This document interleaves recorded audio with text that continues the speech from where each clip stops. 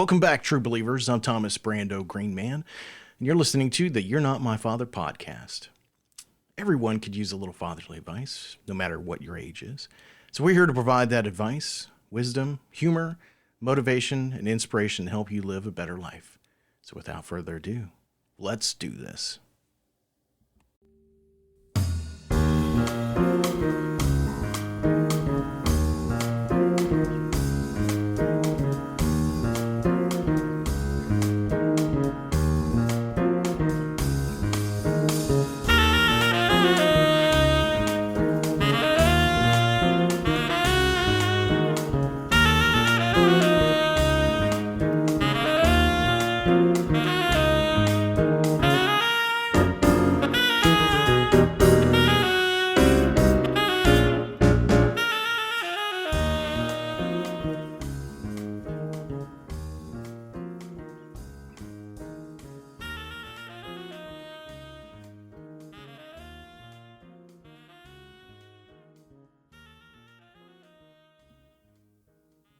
Welcome back to the show, everybody. I hope your holidays are or have been amazing.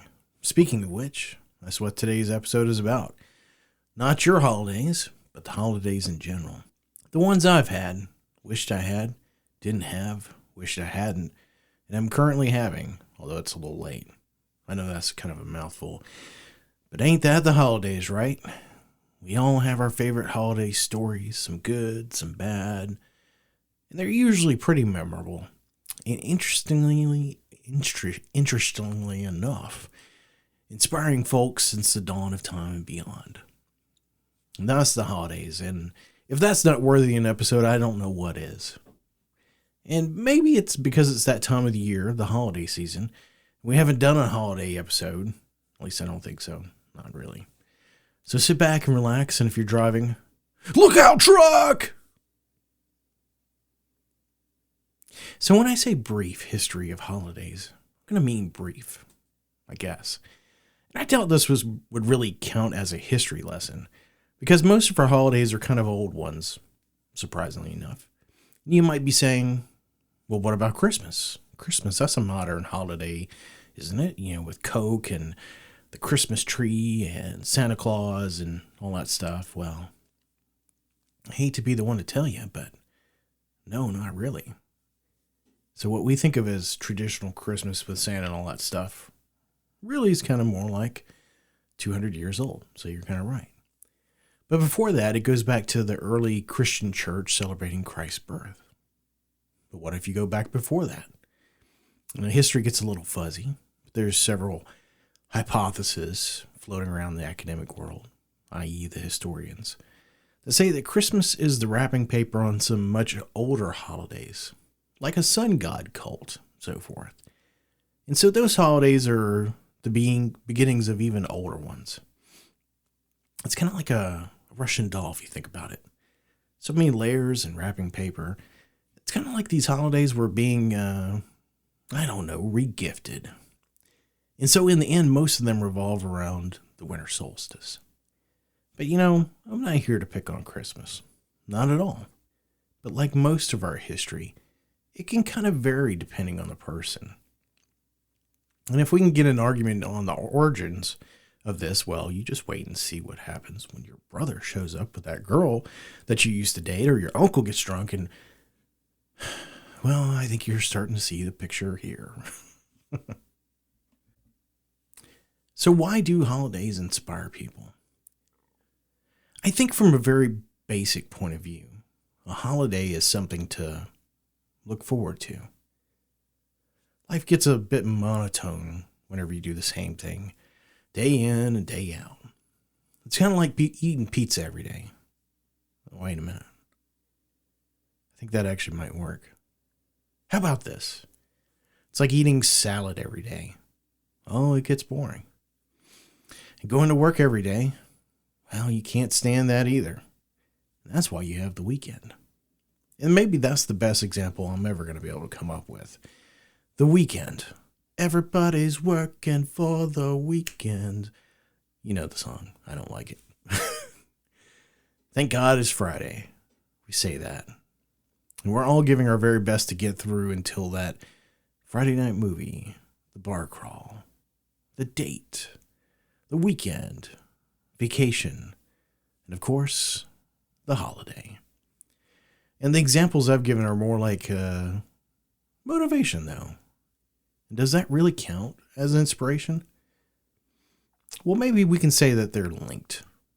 Christmas could inspire you to be a better person. Ebenezer Scrooge certainly felt inspired to be better. I mean, he was kind of a dick, right? We all ponder what kind of gift to give someone, and if we're going to be real about it, we're kind of pondering what the monetary value of the relationship is, and what's appropriate. Maybe it inspires you to buy somebody Bed Bath & Beyond, or maybe an Amazon gift card, which I'm guilty of, or just an envelope full of cash, or maybe toys you'll be stepping on and throwing away in fits of rage, worthy of a Mike Tyson in his prime. But no, it's not just about Christmas. There's several other holidays out there that inspire. And so New Year's is a great one.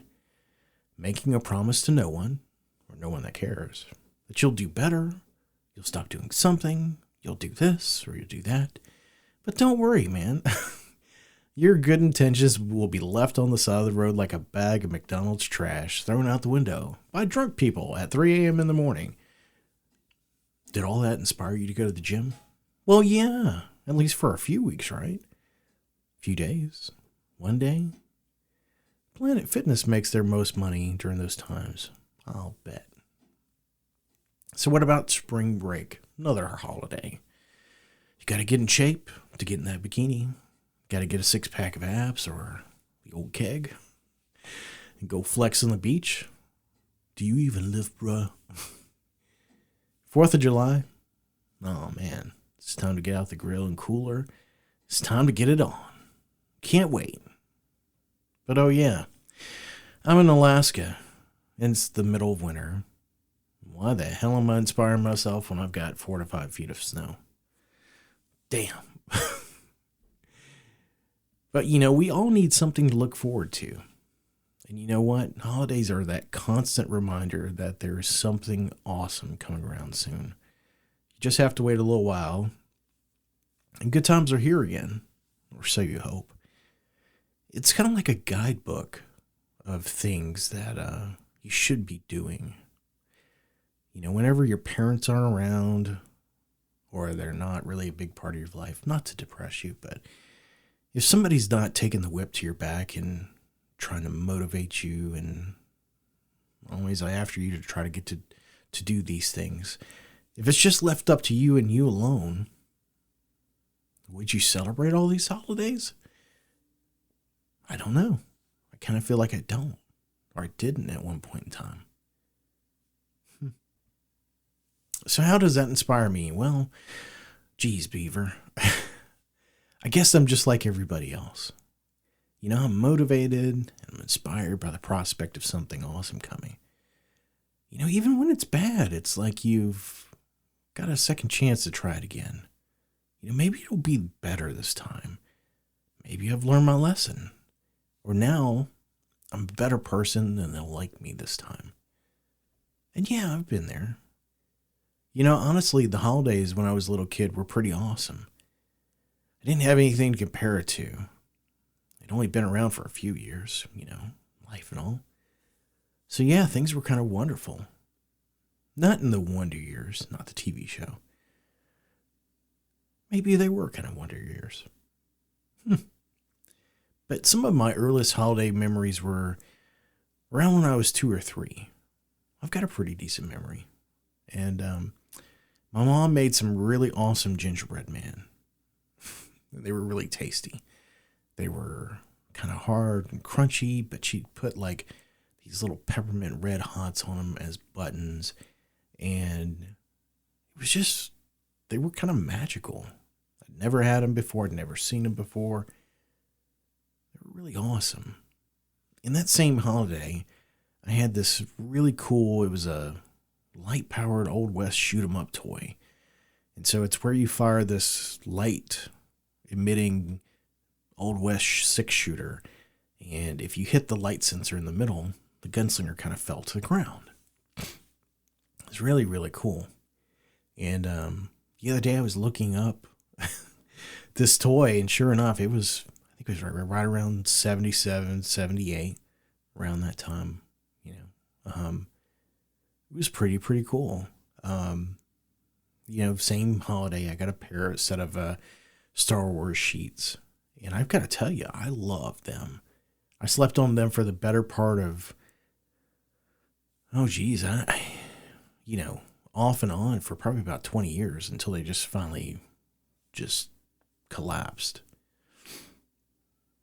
It was good times, leaving cookies out for Santa was kind of amazing. It was pretty incredible to see, what I thought this guy who showed up, just like in the cartoons and the books that I'd looked at the pictures, because let's face it, I wasn't reading.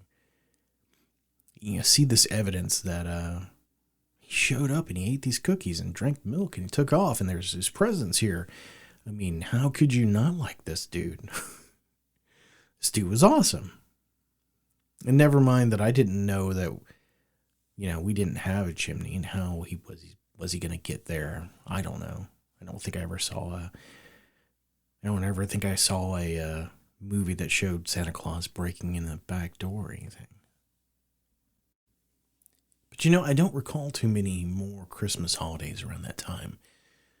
Except when I was probably 4. I think at this point we were living in Mississippi. Scary. Not really. It was cool. My folks got me some Star Trek die-cast models. And so when I say models, they were like, I didn't have to put them together. But there was a little bit of element of having to put stuff on them, like stickers and whatever. And, it wasn't Star Wars, but it was still pretty cool. And it was a bit of a project that kind of kept me busy, which I'm sure my parents loved. I remember sitting around that kitchen table for hours, doing something with hot water and dunking these things in to get these stickers to stick. And they shot these little discs, and they were really cool. And I looked up some of these on the internet, and of course they go for several $100s in mint condition. And I doubt that even if I had these now, would they be considered mint? No. But they were these great toys. And I was enamored with them. Not just for that day, but for months.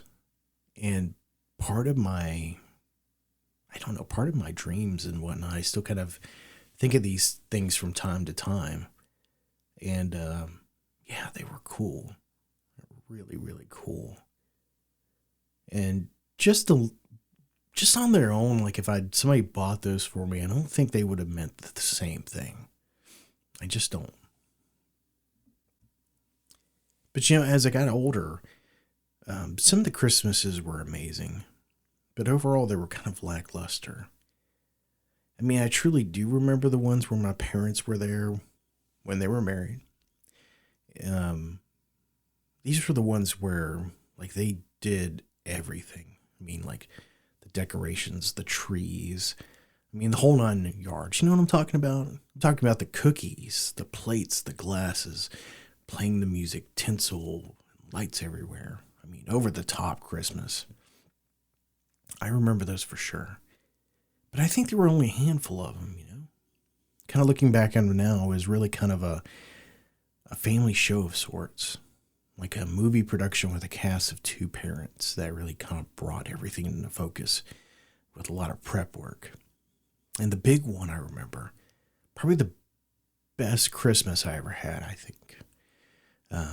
It was when I got a real BMX bike. I mean, it was a cool bike.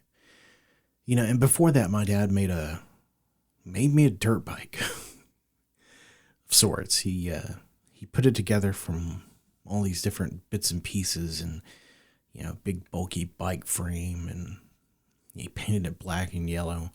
It was kind of like a Wasp, but without the stripes.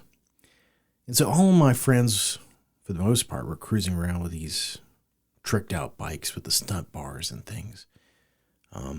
And maybe they weren't that expensive, but they still looked like that. And the one that my dad made me was it was built like a tank. It looked like a hand-me-down, but much newer. And I couldn't get it through my head because, I didn't really have a new bike. And, I'm sure my dad spent days and nights, in retrospect, getting the right parts, cleaning them up, new tires, refurbing it, painting it, all in an attempt to make something better, like better than an average bike. I mean, he did a project out of it. And me being the sad, ungrateful little boy, I was like, yeah, it was kind of cool. And then I was like, I wanted this BMX bike. And, my dad was the can-do kind of guy. Like, he could do anything. But sadly enough, in the end, I really just wanted an old cheapo BMX bike. I don't remember what happened to that Wasp bike. Like, it got broke or stolen or something. Something happened to where I couldn't ride it anymore. And, I kind of felt like Dad was, really mad at me. Just kind of pissed. And it was, it was just kind of weird. But Christmas morning, this magical morning, I get up in the morning and like, it was like the movies, like this bike is just sitting right there. And I hadn't seen it. I hadn't smelled it. There was no clue as to where this thing was. I mean, Dad must have hidden this thing, I don't know where, or got it at the last minute. So I just wasn't expecting it all. And so this Hollywood movie moment where this silvery, sparkly hologram crusted bike with matching hologram pads on the middle and the handlebars, it shimmered, and it was like the Excalibur of BMX bikes. I was sitting there in the twinkling lights of the Christmas tree. And man, it was a sight to behold. And, looking back on it now, it's like what happened behind the scenes. I mean, maybe Dad finally gave in, or maybe he didn't. My mom told him to get this. I don't know. It's hard to tell. But for little me, man, I had freedom, baby. It was like a new car. I mean, I could leave this place, and cruise the big bad streets of my tunny southern town with style. And I think one of the first things I did that day was go to an arcade there in town that happened to be open and spend every quarter I had. And that bike I was so proud of it. It was awesome. And that same Christmas, I think it was probably that same Christmas, but we started another Christmas tradition, which still kind of prevails today, I guess. Watching a movie. And so it kind of started with the Goonies for some reason. And we ate it up. And so back then, we had to rent movies and watch them on our VCR. And for several years, this was the one we rented every Christmas. It was kind of a big deal to rent a movie back then, comparatively speaking. I mean, you had to go down to the store, you had to take it home, you had to watch it, rewind it, and then bring it back. I mean, it was a hell of a process. It's so easy, now. But the Goonies was a big deal. The Goonies and Ghostbusters, two of the really big movies we watched. And kind of funny because they weren't Christmas movies or anything like that. But, when I got older, I saw Die Hard for the first time. And as a kid, I immediately thought it was a Christmas movie. Like, I just knew it. Not like today where there's some weird people that want to debate whether it's a Christmas movie or not. It's a Christmas movie. And, while I don't watch it every Christmas, I do it often enough that it's kind of a tradition of sorts where I'll go get Twinkies or Mars bars, things that they've gotten in the movies, like pizza and Coke, the drink, not the powder. And, over the years, like it's kind of become a thing of sorts where it's like a meme. And I like to think that I've contributed to that in some way. But that's a Christmas tradition that's I saw kind of get born and show up over time. And it's been really, really cool. So what can you take away from all this Christmas inspiration? I think in the grand scheme of things, Christmas is a religious event that's taken on a much broader categorization of a family holiday. We tend to have a lot of strong feelings about family. And I would say it's no stronger on any other holiday than Christmas. It's like the apex holiday. And I feel like there's a lot of love that happens, but also, unfortunately, a lot of guilt and shame for a lot of people as well. But at the same time, there's a lot of time for healing and bringing your family together a bit more. Some might feel like it's time to do the opposite, but I believe in Christmas miracles because I believe in people. Not in the sense that they do or don't exist, but I believe that they're inherently good people. They try to do good. I mean, after all, we need love. It's something fundamental to us as babies, and adults, and beyond. I think when you have an absence of that light, we find ourselves at odds with other people and ourselves. And so the Christmas miracle that inspires me is that people can somehow use this holiday to heal old wounds, reforge old bonds, rekindle love, and reinvest in their relationships and family. It pushes us to reflect on the good, and that's certainly something the world needs more of. But, what about all the other holidays out there? Am I going to skip all those? Well, no. Maybe. Well, yeah. Kind of, sort of. I mean, the other holidays inspire me too, but not like Christmas. The other holidays are like a high point in a climb to the end of the year. I feel like most of our holidays follow a great cycle of life, sort of. Like this New Year's is a time to celebrate this year's finally over. We have a great opportunity to have in the coming one. And you start that year with a bang and you slowly build up again. And you kind of have this rhythm of things. It's like a song of sorts. You've got these lulls, it comes into Valentine's Day and Easter. And then you've got these great holidays. And they're nothing major, but you're building up some momentum. And then spring break. Yeah, now we're talking. Get to go to the beach, things are warming up. Maybe the snow is melting and the ice. And then Memorial Day. It's a sad day. But remembrance doesn't always have to be sad. And then you've got 4th of July. And so on until you get what I call the big four. Which is Halloween, Thanksgiving, Christmas, and New Year's. Kind of ending on that note.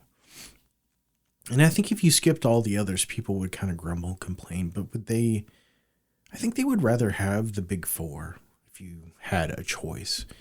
Like you could have all of these other ones, or you can have just these four. I think most people would go to the big four. And especially if you asked your kids or any kids, they probably wouldn't care about New Year's so much. But why do I gravitate towards the big four? And my answer is fun. They're freaking fun holidays. Halloween, let's break it down. You get to dress up and you get to have candy. Hello. I mean, it's awesome. And if it's kind of spooky or whatever, it's kind of a fun way. As kids, we got to dress up as like the Incredible Hulk or Frankenstein or the classic horror things, or maybe you got to be Batman or Aquaman, Wonder Woman, all these different things. It was fun. It was the one time a year where, well, let's face it, you got to go to school in a costume. And that was really cool. I mean, that was penultimate day of sorts. Thanksgiving, you get a couple days off usually. You get to have food and your family comes over. So, it's a big enough holiday, but you get like an extended weekend. So that's good. And Christmas, you get that whole winter break. And of course, as a kid, you love that because you get cookies and treats and toys. So, yeah, that's the big deal. And so that's kind of like the song kind of crescendos into that area. And so it's I was going to say it's no shame. Well, maybe a little bit of shame that, I didn't crank out this episode in time for the holidays so that you could listen to it whenever you were trying to avoid your family, or you wished you didn't have to listen to them, or maybe you were missing them. So yeah, I was busy with the holidays, and that's the reason why I didn't get this last podcast before the end of the year, and that's the reason why it's showing up after the first of the year. But I'll tell you, we've had kind of a very interesting holiday season. So if you're a longtime listener of the show, you may have noticed that I'm talking about Christmas. And typically we don't do Christmas, we do Hanukkah. And we have for a long time. Me personally, it's been, I don't know, like 15 plus years, maybe more. It's been like a different life since then. But it's been an interesting ride. The holidays that we've done have been kind of points of contention with me and my wife. She doesn't like Halloween. She doesn't like Christmas. And for lack of a better word, we've been pretty strict. So there's a lot of holidays that the kids haven't had access to or haven't been able to do. But my wife has, I wouldn't say she's changed her mind. She would probably vehemently deny that. I think what she would say is maybe she softened her heart in some ways to certain things. And for me, I wouldn't say I've always been a this or that kind of person when it comes to holidays. Again, I kind of fall back onto, I'm a people person. I believe in people. And from a religious standpoint, I don't see Halloween as any more derivative than any other holiday. That it's this and that type of stuff. And so you can get into the religious aspects and semantics and whatnot, but it's kind of like what I've talked about in this whole podcast episode. You could clearly see that I wasn't praying to some god or that these holidays motivated me to do anything bad. Not at all. I mean, it was about fun. It was about family. It's about the things that we kind of do. And I didn't get into too many personal things with, I don't know, like what my dad would do, what my mother would do. Not at all. But maybe I should. Maybe I should call out the blow by blows or whatever. But I'm not going to do that. Instead, instead of focusing on the negative aspects of the holidays, I really want to focus on the positives. Because if I'm going to carry a bag, I want it to be a good looking bag. I want to enjoy carrying it. Unlike some really horrible luggage that you lug around that's heavy and it just makes you cringe and whatnot. No, the things I carry around with me are really good memories. And, I lost my dad this year, and that was a change for me. The holidays weren't that big a deal for him. Not at all. But it was really about the people for him, too. He didn't really care that, this, that, or whatever. Yeah, I think in some ways he was a lot like me. It was, the day didn't really matter. It was the person that we were spending it with that did. And I think that I probably took this attitude away from him, was that I didn't need somebody to tell me that I need to appreciate somebody. It's a good reminder, but I don't want to be told that this person means something to me. I need to make sure that they know that. No. I miss my dad. I miss my mother, my stepmother. I miss a lot of people. I guess in the end, if you didn't have these holidays, if you didn't have these things where you could celebrate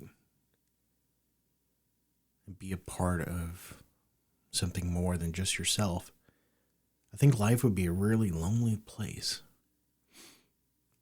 I think we might even devolve into something scary, like machines or animals or something else.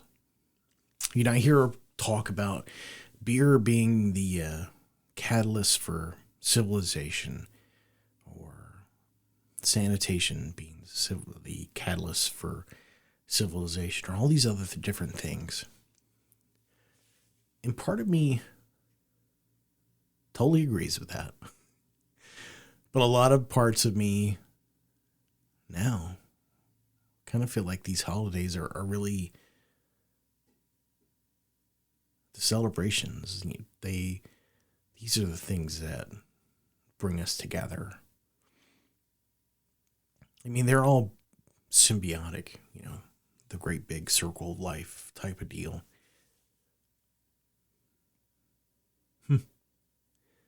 Yeah, holidays. So what's happened to us here recently? Besides the holidays. We had Snowpocalypse 1, 2, and 3.